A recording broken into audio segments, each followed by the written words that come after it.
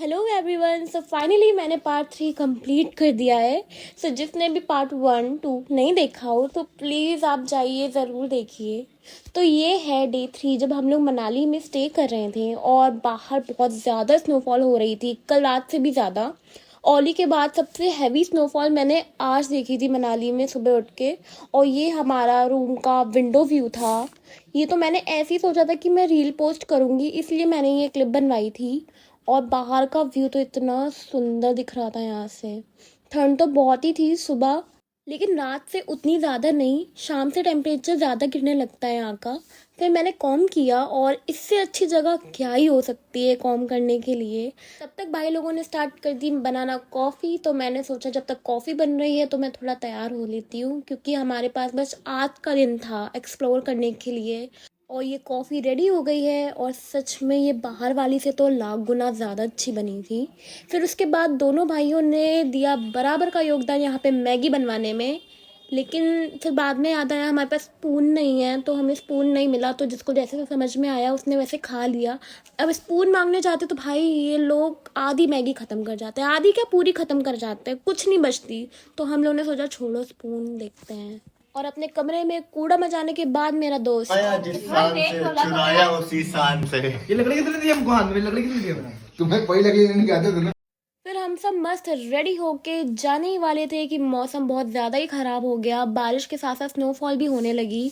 और ये लड़का देखिए कैसे धुआं निकाल रहा है ठंड के मारे। इतनी टचवुड करने के बाद गाइस फाइनली बारिश रुक गई। स्नोफॉल रुके ना रुके क्या मतलब था, उसमें तो भीगते नहीं। तो ये हमारे रूम का बैक साइड व्यू था जो कि मुझे ज़्यादा अच्छा लग रहा था। मतलब फ्रंट भी अच्छा था बट बैक साइड व्यू ज़्यादा अच्छा लग रहा था। और फिर मैंने थोड़ी बहुत रीलें शूट की क्योंकि व्यू बहुत ज़्यादा अच्छा आ रहा था। पूरा स्नोफॉल जो था वो पूरा कवर हो रहा था। आगे गाइस होटल का पार्क बना था बट पूरा बर्फ से कवर हो गया था, तो हमें पता ही नहीं चल रहा था कि यहाँ पे कोई पार्क भी है, ऐसा कुछ पता नहीं चल रहा था। स्नोफॉल रुक ही नहीं रही थी, हमारे साथ उल्टा हो रहा था। यहाँ पे लोगों को स्नोफॉल देखनी होती है, हम लोग चाह रहे थे भैया रुक जाए स्नोफॉल। फिर फाइनली हम लोग बाहर आ गए। हम लोग जहाँ स्टे कर रहे थे मनाली में, वहाँ के होटल वालों ने बताया कि आगे हमारी साइड पे विशिष्ट टेम्पल है थोड़ी दूर पे। तो हम लोगों ने सोचा कि कहीं और ना सही तो वहीं चलते हैं। वैसे तो हमें हडिम्बा टेम्पल जाना था लेकिन हम लोग वहाँ नहीं जा पाए। और ये देखिएगा ये रास्ता कैसा है, ये बारिश की वजह से हुआ है ऐसा, वरना पूरा स्नो से कवर था। बट बूट्स में इतना पता नहीं चल रहा था तो कोई इतनी प्रॉब्लम नहीं थी हमें चलने में। ठंड इतनी है कि पता नहीं मैं क्या बन चुकी हूँ। रास्ते में आपको दिखा सकती हूँ कैसे आके। और गाइस अच्छा लगता है बर्फ में, लेकिन यार ये नहीं अच्छा लगता है। भाई रात हो गई, रात हो गई। क्या हुआ बेटा? अब रात हो गई, नीचे चलते हैं। रात हो गई, रात हो गई। मिट्टी कितने गिरा दी?